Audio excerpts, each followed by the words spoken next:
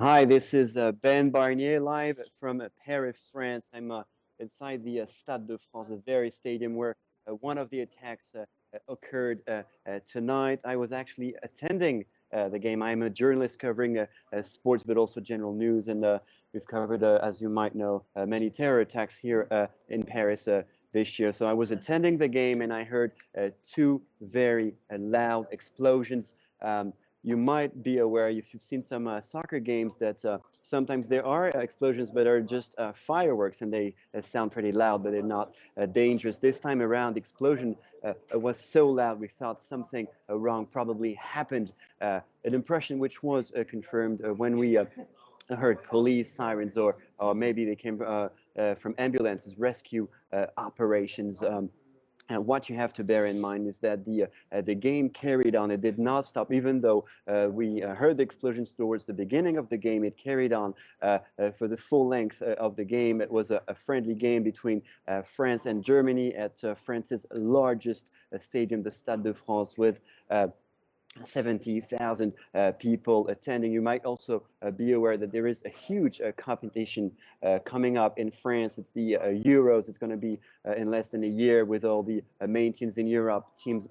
Now, I am inside the press room inside the very stadium where the explosions happened not inside the stadium but right outside the stadium. We were not permitted to leave the stadium first for security reasons as a journalist. Even though I was attending the game for sports reasons, I wanted to know what happened, so I tried to leave the premises of the stadium, but we were not allowed. You can imagine the sheer amount of police forces, beefed up security measures surrounding this tragic event. So we had to stay inside the stadium and try and figure out what happened inside the stadium. We also saw online that there had been other attacks, not just this attack outside the stadium, but other attacks in very popular neighborhoods.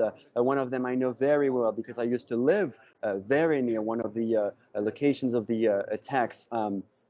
So we stayed inside the stadium and tried to figure out what happened. We learned later on that it was at least there was at least one attack near a cafe near the stadium itself.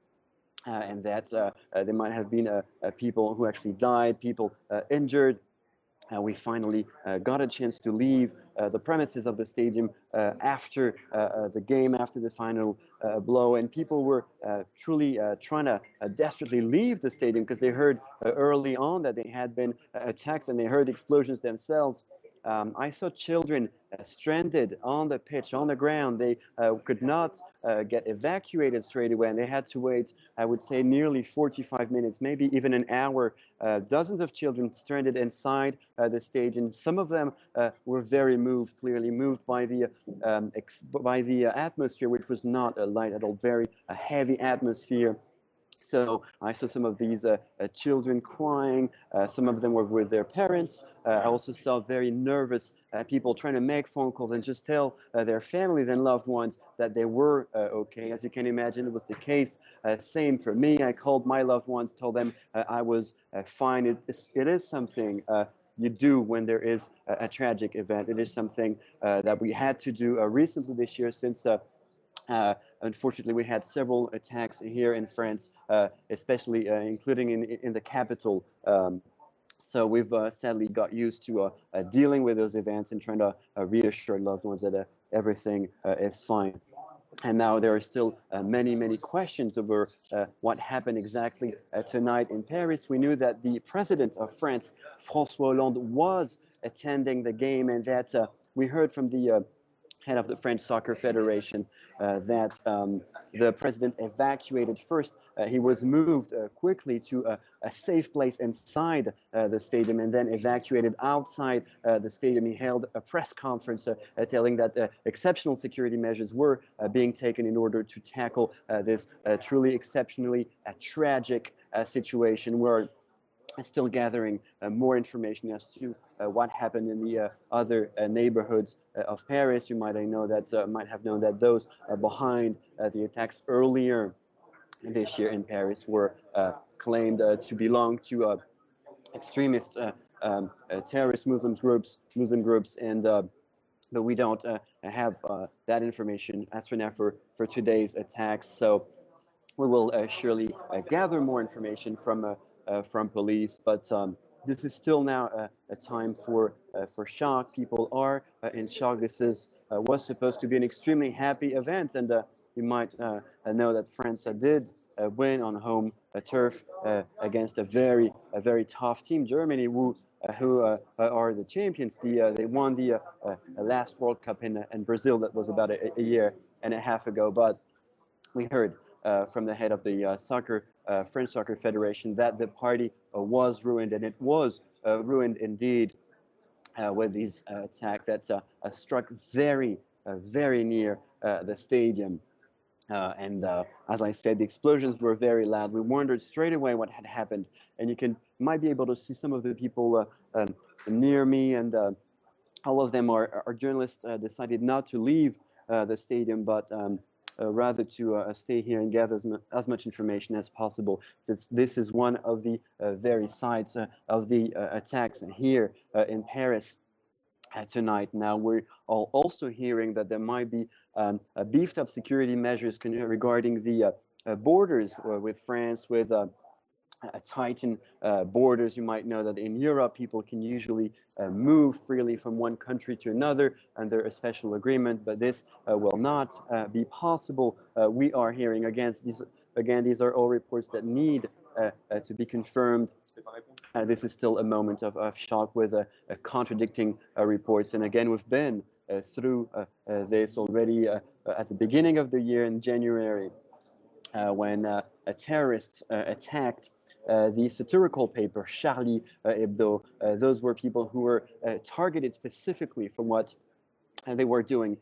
They were drawing pictures of the Muslim prophet, and this was considering particularly insulting to some people, up to a point that they decided to carry out an attack on the offices of that satirical paper Charlie Hebdo. There were also a police officer killed, as well as people inside a kosher supermarket right outside Paris. So again, we are talking about a country that has been traumatized. The wounds have not yet been healed from those attacks. It was the same year in 2015.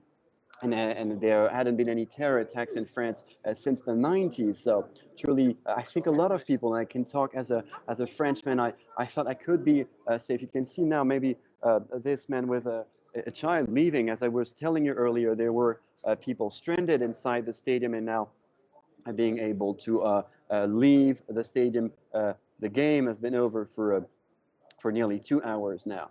But still, people are there. I'm just seeing now with you that there were still people stranded. I thought all of them had left, but obviously they had not. So again, this was supposed to be a happy event, a victory for France on home turf, again ahead of a huge tournament, and it turned out to be a party that was ruined indeed.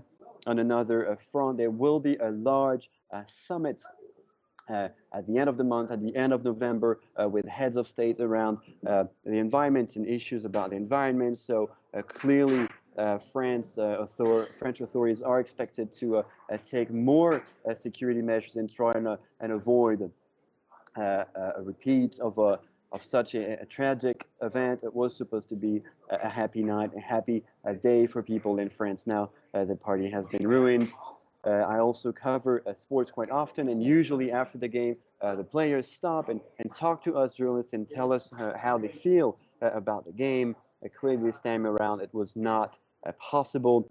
The players left straight away, right after the game, probably to their bus, probably to their cars, and just left the stadium as soon as they could. I tried to get myself to the site of the explosion, very near where I'm standing now, but we could not get there. Police blocked us. There were trucks. There were police officers. You have to bear in mind that it is usual for football games, soccer games, to have a heavy police presence, just because of the sheer amount of supporters of people attending. But this time around, it was even more than usual. There were even more police officers, and clearly they wanted now and make sure that there will not be no more incidents around the stadium. So we just saw that some people were leaving, and I'm inside the Stade de France, for instance, a largest stadium where just outside the stadium, two very large explosions were heard. I heard them as I was attending the game. I'm a journalist based in Paris, covering general news, covering sports, international news as well. And so this is a live report from Paris, and my name is Ben Barnier.